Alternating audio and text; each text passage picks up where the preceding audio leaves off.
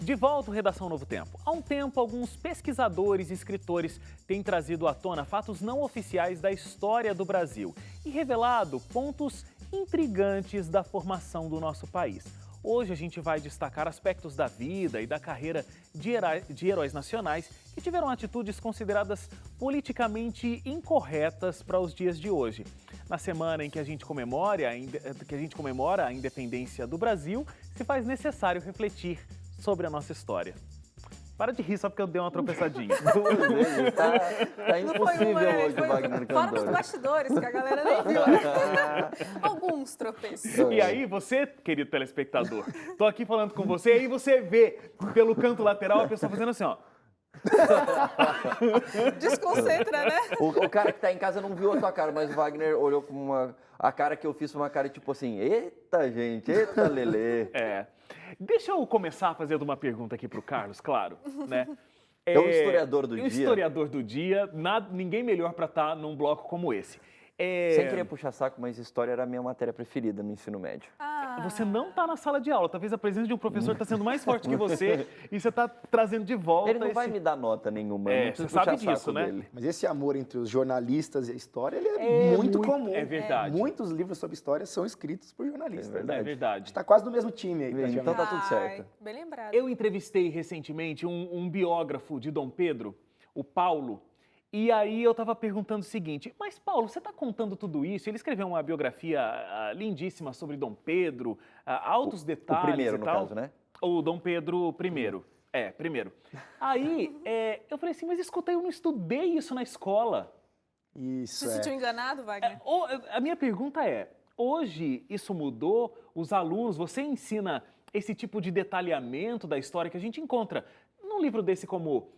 do Paulo, que é a biografia de Dom Pedro. Tem Guia Politicamente Incorreto da História do Brasil. Guia Politicamente Incorreto. Leandro Narlock. Tem os livros, o Laurentino Gomes, exatamente. Então, o que acontece? Na escola, os professores geralmente têm a necessidade de seguir uma rede de matérias que já está determinada pelo MEC. Né? E no ensino médio se complica ainda mais pela quantidade de aulas que você tem de história, né, e o tempo que você tem para chegar no vestibular. Então, o foco do ensino médio brasileiro hoje é preparar o aluno para o Enem. Né? O que, infelizmente, prejudica muito o aprendizado da história, porque a gente tem tanta informação para dar, mas a gente acaba tendo que enxugar aquilo que o aluno consegue se adaptar e absorver para o tempo que a gente tem para trabalhar. Né? Então, realmente, às vezes, esses detalhes aí, eles passam... A gente tenta dar uma pincelada, passam despercebidos, mas tem os alunos curiosos que depois da aula a gente sempre chega com alguma dica de leitura. Para os meus alunos não vão deixar mentir que realmente isso acontece, né, gente? Ainda mais com a internet, né? Todo mundo tem acesso. Tem muita informação. A gente nunca teve tanta informação histórica quanto hoje. Você era esse tipo de aluno, Leite? Que contestava o Nossa, professor? eu gostava. Tanto é, eu tô vendo o Leite ser esse aluno. Eu lembro que teve uma vez, teve uma professora, eu nem vou falar o nome dela, que ela vai ficar com vergonha. Senta que lá vem história. Ela fazia um negócio, pediu um trabalho, eu fiz o trabalho. Aí eu acho que eu entreguei um pouco atrasado, normal, né? Eu atrasar com as coisas. Aí eu fui entregar o trabalho na porta da casa dela que ela falou, e aí eu comecei a comentar sobre o tema estudado com ela. Então, professora, eu achei muito legal fazer esse trabalho sobre fulano de tal. Por isso. E aí ela tava assim na porta, tipo, tá bom, sai, vai embora da minha casa já. Porque, tipo, eu não parava de falar, mas é que eu tinha me empolgado com o tema mesmo. Professora, eu não sei se você tá assistindo a gente, mas eu super te entendo. O Leite, às vezes, não consegue ter um limite ali do momento que e da quantidade que ele tem que falar. Acontece. Ele se entrega gratuitamente. Acontece pessoalmente, acontece por e-mail, muito. Acontece por WhatsApp. Vamos focar nos heróis nacionais? Vamos focar. Vamos deixar os heróis da fala. Politicamente incorreto. Exatamente. Guia Politicamente Incorreto de André Leite. A produção foi separando aqui alguns dos considerados heróis nacionais. O primeiro que a gente vai destacar aqui é o Zumbi dos Palmares. Então, ele foi muito forte, é um nome conhecidíssimo quando a gente vai falar da luta pela libertação dos escravos. Isso. Mas ele tinha escravos. Então, né, o nosso Zumbi dos Palmares, ele vai surgir como um defensor do fim da escravidão no século XX. Ele viveu no século XVII. Quando a coisa estava Exatamente. Então, assim, o que acontece? Uma apropriação, toda história ela é construída. E a história, quando é construída, vai levar junto com ela as ideias de quem construiu. Né? Esses heróis nacionais que a gente está começando a falar agora, eles só vão surgir a partir de 1838. E mais forte na segunda metade do século XIX, né? Então, bem à frente do tempo em que as pessoas deles, viveram. né? No caso, Zumbi dos Palmares, por exemplo, né? Os quilombos eram locais de resistência. O Quilombo dos Palmares, que foi o maior na Serra da Barriga, no estado da Alagoas, né? Foi, assim, 16 tentativas de conseguir para tentar destruir o quilombo e a galera não conseguia de jeito nenhum. Até que vão chamar um Bandeirantes, Domingos Jorge Velho, né? Que com canhões e um exército vai conseguir destruiu o Quilombo dos Palmares. Que Zumbi foi, de fato, um homem que lutou em prol do seu povo, isso é verdade. Que ele não queria escravidão para o povo dele, isso é verdade. Mas você fala assim, escravidão para o povo dele em relação a outros povos escravizar o povo dele. Ele, por exemplo, o próprio povo se auto-escravizar não era um problema. É que assim, quando a gente pensa em escravidão, a gente geralmente, por termos a descendência europeia, a gente imagina o branco escravizando o negro. O que de fato foi uma grande massa, uma grande maioria, mas é só a gente lembrar, por exemplo, os egípcios escravizaram os hebreus. Né? É só a gente lembrar do Império Moro, por exemplo, que fez escravos por toda a Europa. Né? Então, assim, a escravidão, ela existe antes dessa concepção eurocêntrica que a gente tem. Os romanos viviam escravizando um monte de gente. Exatamente. Todos os povos conquistavam a escravidão outros. não é pela raça, né? A escravidão, ela... Claro, o racismo subjugado, tá exatamente, é você utilizar um povo. E é tão engraçado que os próprios índios, e o Carlos pode me corrigir se eu estiver equivocada, há quem diga que eles dizimaram mais índios do que os brancos. Eles mesmos mataram mais índios, porque entre as tribos havia uma rivalidade. Sim, e eles matavam uns aos outros, inclusive para ritual. Ritual de passagem, sabe, que tinha que fazer na aldeia, como um ato de coragem, matar o inimigo, né? Então, a morte para eles tinha um outro... Por isso que eram chamados de selvagens, né? A morte tinha uma outra... Eles encaravam de outra maneira, como a gente encara, né? Essa visão que a gente tem do índio como sendo a vítima o tempo inteiro, e eu não estou descartando essa possibilidade, só tentando trazer um outro olhar. É que nada é absoluto, né, Isso, Carlos? os tamoios e os tupinambás, eles não se batiam. Né? Existiam guerras constantes. As tribos das mais diversas brigavam entre si, lutavam entre si. Matavam. Tanto é que, dois exemplos, né? Hernán Cortés e Pizarro, né? O Império Azteca e o Império Inca, eles utilizaram tribos que eram dominadas para conseguir dominar, né? Tanto Tenochtitlan quanto Cusco. Então, essas rixas existiam. E voltando para o Quilombo dos Palmares, que a gente estava falando, alguns pontos sobre o Zumbi.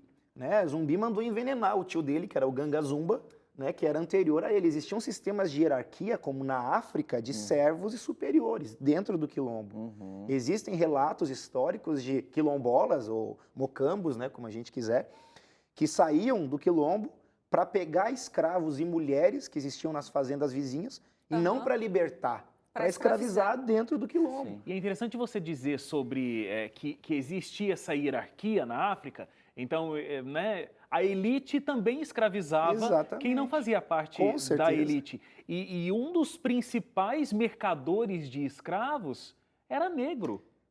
Existiram vários. Existem casos, por exemplo, de escravos que receberam alforria, que voltaram para a África para escravizar. Nossa. E vender os escravos para os portugueses. Porque, de certa forma, eu já li alguns livros sobre isso, assim, quem é que conseguia escravos para que os mercadores de escravos pudessem exportar os escravos para países da América?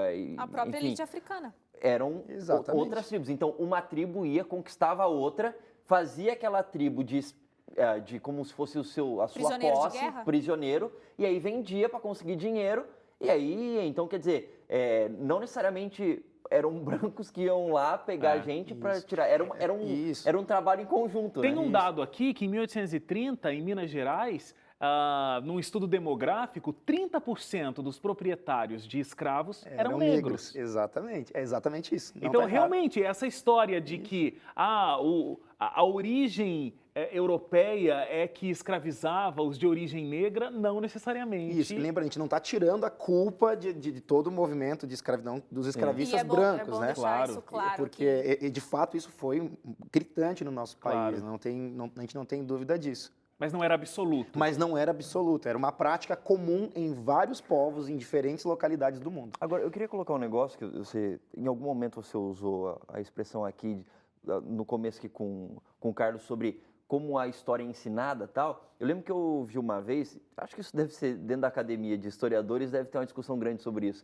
Porque assim, a história ela é meio que escrita pelos vencedores, entendeu? É a história das elites. A gente lembra de César, ninguém lembra do plebeu, né? Isso, então, tipo, a forma como a história ela é contada, ela é, de certa forma, uma versão da história, porque é a versão de quem ganhou, entendeu? Exatamente. Então, quando a gente tem heróis nacionais, às vezes tem coisas que a gente não sabe deles, porque quem venceu escolheu não falar sobre alguns aspectos desses heróis. Exatamente. Né? É um pouco do que a gente está tendo recentemente nos Estados Unidos, lá, com aquele negócio de tirar estátuas dos confederados, não sei o que lá, e tem toda uma discussão em torno disso.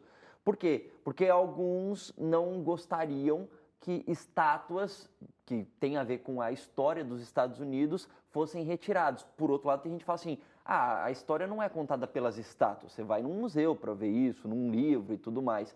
Então, muita gente fica assim, puxa, isso aqui é parte da nossa história, por que está derrubando isso? Mas tem gente que fala assim, não, mas isso aqui não é contando história, isso aqui está homenageando essas pessoas como se elas fossem pessoas boas. E elas não foram boas, elas foram escravagistas, lutaram contra a União dos Estados Unidos, enfim, uma série de coisas aí. Vamos falar de outros heróis aqui nacionais? Vamos falar de Proclamação da República? Sim. Ele já abre até sorrisos. É que a nossa Proclamação da República assim, é um momento muito engraçado da história. Não, tem vários momentos, desde a nossa independência em diante, assim, dá para fazer livros só de piada do que aconteceu, assim, infelizmente. Realmente, a independência do Brasil. E só um ganchozinho com a questão que a gente estava falando do Quilombo dos Palmares, um exemplo que a gente às vezes passa em branco é o Luiz Gama, por exemplo, né? Luiz Gama foi um ex-escravo que conseguiu libertar, foi um ex-escravo que estudou direito, né? E conseguiu libertar mais de 500 escravos. Né? Só que chama mais atenção um guerreiro lutando do que alguém utilizando o campo das ideias, né? Justamente pela nossa colonização, né? Que é muito mais brutal do que intelectual, infelizmente, né? Também tinha isso, né? Acho que a falta de conhecimento na época não permitia as pessoas a enxergar que realmente era uma atitude errada escravizar pessoas. Exatamente, fazia parte da cultura da época, não era uma coisa, eles não estranhavam. Aí por isso que vem o nome da princesa Isabel e fica assim, olha, que pessoa incrível, ela se destituiu deste poder que ela tinha de continuar, né, se utilizando de escravos e ela assina a Lei Áurea. Ela só colocou o nomezinho dela lá, né? Porque quem fez mais coisas foram muitas outras pessoas, né? Mas voltando para a nossa questão, desculpa, nessa questão da antiga... Havia um parênteses dentro do parênteses, mas voltamos. República, né? Que não foi motivada com esse senso de cidadania, de patriotismo, democracia, não, Deodoro da Fonseca estava bem longe disso, né? O que acontece? Os nossos heróis, boa parte deles, vem a partir da Proclamação da República, né? Em 1838 surge o Instituto Histórico Geográfico Brasileiro, com o intuito de criar a nossa história. Porque a gente só tinha história criada pelos portugueses, né? Então a nossa história começa a ser criada ali. Em 1840, Dom Pedro II vai fazer um concurso para ver como se deveria escrever a história brasileira.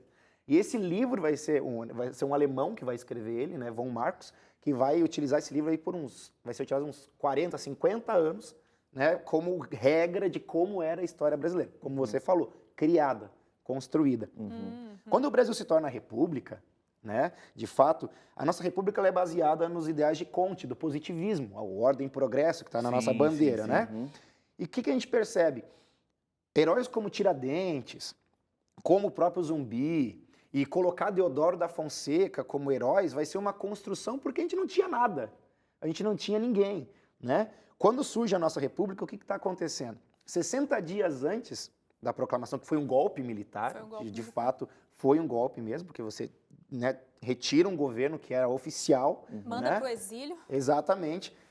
Acontece, vão perguntar para Deodoro, o que você acha da República? Ele era contra, ele era os monarquista. brasileiros estão muito mal acostumados.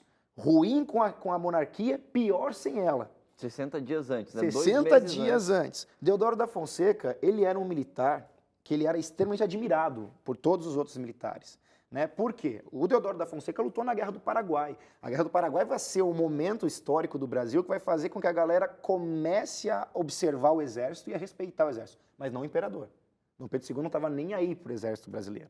Né? Acreditava que era um gasto, que só tinha dado prejuízo com a guerra e tudo mais. Deodoro ele era um tarimbeiro. Né? Os militares do Brasil eles eram divididos. Os tarimbeiros eram aqueles que começavam debaixo do exército, começavam a subir os degrauzinhos até, no caso, se tornar um marechal, como é o caso do Deodoro da Fonseca. E de outro lado, a gente tem a Mocidade Científica, né? Que lá na Praia Vermelha eles vão fundar o Tabernáculo da Ciência, que eles vão chamar Os o mais nome. intelectuais. Exatamente. E aí a gente tem o Benjamin Constant. Os dois vão fundar o Clube Militar, juntos. Só que por trás tem um jornalista, né?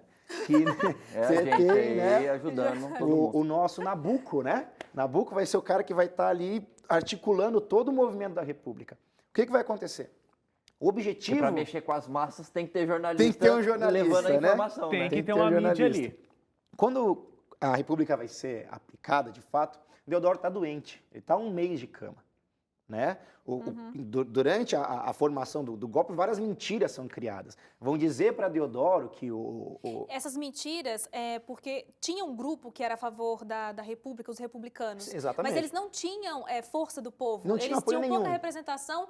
Numa primeira votação, acho que 3 se elegeram, depois só 1 se elegeu. Então ninguém concordava com a República. Exatamente. O povo não tinha noção disso. Eles não queriam República. Para eles, na cabeça deles, era a monarquia que tinha na época, né? Eles só entendiam o que eles viam. Só tinham experimentado isso, né? Como eles não conseguiram vencer na pacificidade, então eles pensaram, vamos fazer um golpe. E tentaram articular com o Deodoro. Como ele era monarquista, a favor da monarquia, Exatamente. amigo pessoal de Dom Pedro II, obviamente ele não era resistente, ele não quis fazer parte desse comboio. Mas agora eu quero saber como é que terminou isso daí. Não, ele vai terminar. Mas essas mentiras que ele vai contar foram inventadas e ele acabou sendo forçado. Mas aí por interesses Mas que mentira pessoais. que contaram pro Deodoro expulsar Primeiro, o Dom Pedro vão falar II que o daqui do Visconde Brasil? de Ouro Preto, que era o primeiro-ministro no período, ia prendê-lo. Né? O golpe ia ser no dia 20 de Ia prender novembro. quem? O Dom Pedro ou O Deodoro da Marechal? Fonseca. Deodoro. Inventaram essa mentira, espalhou. essa mentira. Ok. E para acelerar, né? E aí, Deodoro, vai ou não vai? Né? Beleza, no dia 15, então, de maracutaia. novembro, né? Pegaram todos os soldados, né? Foram para a praça, onde é a praça hoje da República, né? Deodoro morava a 250 metros. E foram né? para fazer pressão nele, né? Exatamente, 250 metros da praça. Deodoro estava doente, estava passando mal, não tinha condições Tava lá tomando seu físicas. xaropinho. Exatamente, de proclamar república nenhuma. E detalhe, ele não estava indo contra, como ela disse, monarquista, ele não queria tirar Dom Pedro II do poder. Era amigo, ele queria inclusive. tirar o Visconde de Ouro Preto do poder.